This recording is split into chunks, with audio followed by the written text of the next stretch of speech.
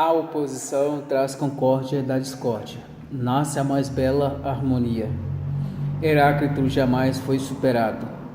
É na mudança que as coisas encontram repouso. As pessoas não compreendem como o divergente consigo mesmo concorda. Há uma harmonia de tensões contrárias, assim como o do arco e da lira. O nome do arco é vida, mas sua função é morte.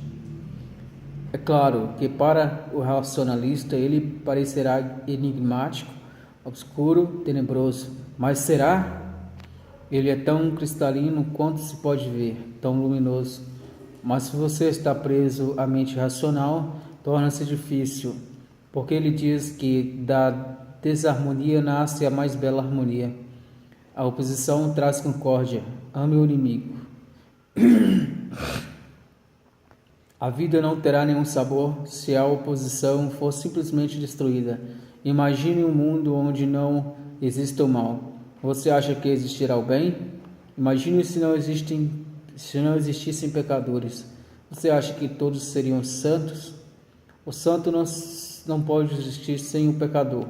Ele precisa do pecador. O pecador não pode existir sem o santo. Ele precisa do santo. Existe uma harmonia oculta, são polaridades. E a vida é bela por causa de ambos. Deus não pode existir sem o demônio. Deus é eterno, o demônio também é eterno. As pessoas se perguntam, por quê?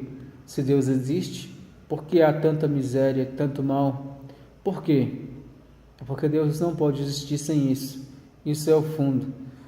Só Deus sem o demônio não terá sabor nenhum, será enjoativo.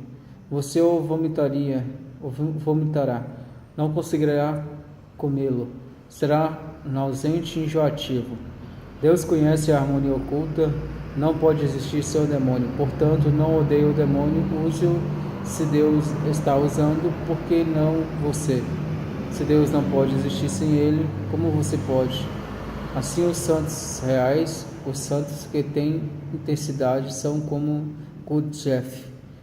Man Watts escreveu a respeito de Gurdjieff. Ele é o santo mais velhaco que conheci. É isso mesmo. Ele é um velhaco, mas o mais sagrado. O próprio Deus é assim, velhaco, o mais sagrado. Se você eliminar o demônio, simultaneamente estará matando Deus. O jogo precisa das duas partes. Quando Adão foi tentado pelo demônio, era o próprio Deus que o estava tentando. Era uma conspiração. A serpente estava a serviço de Deus, o demônio também. A palavra demônio em si é muito bela. Vem da raiz sânscrita que significa divino. Divino vem da mesma raiz. Dev, assim como demônio, as suas palavras vêm da mesma raiz. É como se a raiz fosse a mesma e os galhos diferentes. No galho está o demônio, no outro está o divino. Mas a raiz é a mesma, Dev.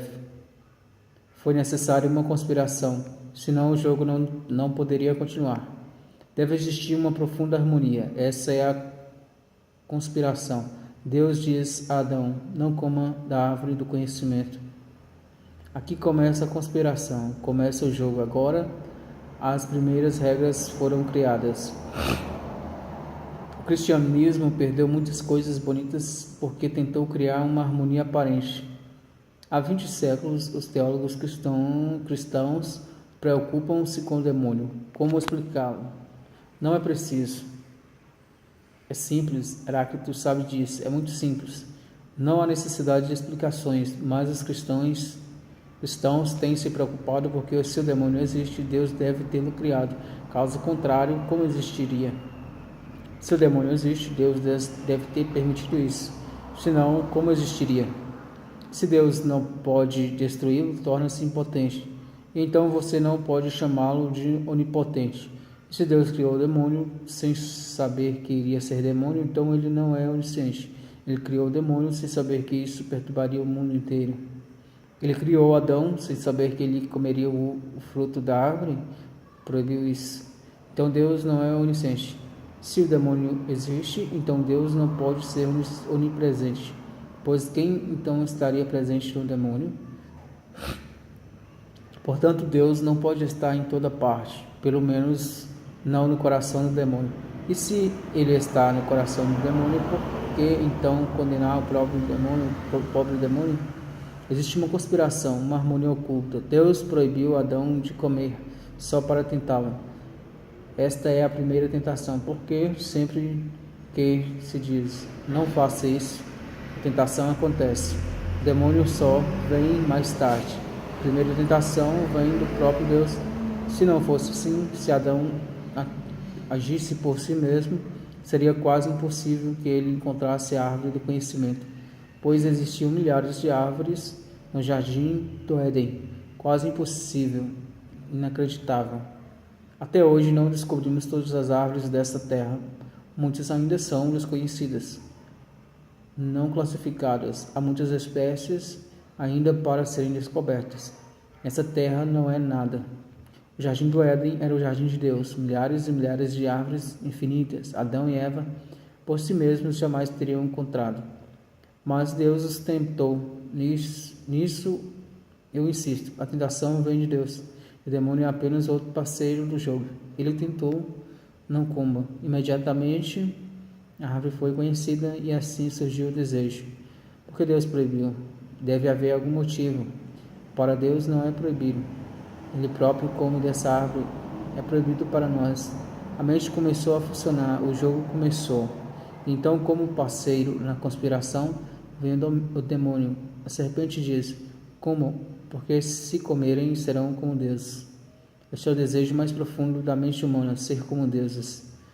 O demônio usou o truque porque sabia da conspiração. Não se aproximou diretamente de Adão, fez através de Eva. Porque se você quer tentar o homem, só pode fazê-lo através da mulher. Diretamente não há tentação. Toda tentação vem através do sexo. Toda tentação vem por intermédio da mulher. A mulher é a mais importante para que o demônio faça o jogo, porque é impossível dizer não a uma mulher que o ama. Pode-se dizer não ao demônio, mas à mulher. E o demônio veio sob a forma de serpente. É o símbolo falítico, o símbolo do órgão sexual, pois não existe nada como a serpente para representar o órgão sexual masculino. São exatamente iguais. E veio através da mulher, pois como dizer não a uma mulher? Multa Nasruddin arrumou tudo para que sua mulher fosse para as montanhas por causa da sua asma, mas ela não estava querendo ir, recusou, disse: temo que o ar das montanhas entre em desavença comigo. Mullah Nasruddin disse: minha querida, não se preocupe, não existe nenhum ar nas montanhas que seja tão valente a ponto de entrar em desavença com você. Não se preocupe. É impossível discordar da mulher que se ama. Por isso, elas se tornam fáceis aliadas do demônio. A tentação se instalou.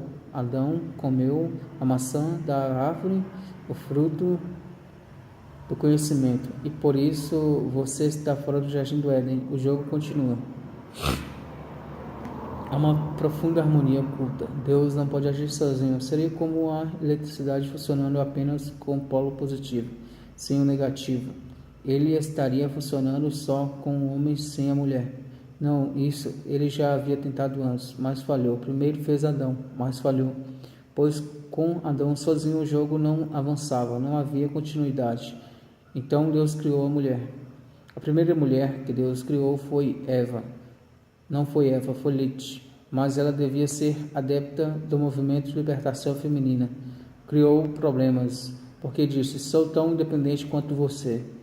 E no primeiro dia, quando foram dormir, começaram os problemas, pois tinham uma só cabana, uma só cama. Quem iria dormir na cama em que dormiria no chão? Lilith simplesmente disse: não, você dorme no chão. Foi assim que começou o movimento de libertação feminina. Adão não ouviu e Lilith desapareceu. Ela foi a Deus e disse: não vou jogar esse jogo. E é assim que o Ocidente, a mulher está desaparecendo. Lilith está desaparecendo e com ela a beleza, a graça e tudo mais. Todo o jogo corre perigo, pois existem mulheres que dizem: não ame um homem. Estive lendo um panfleto que dizia: matem o homem, acabem com todos eles. Se o homem viver, não haverá liberdade para a mulher. Mas se você matar o homem, como poderá existir? O jogo precisa dos dois.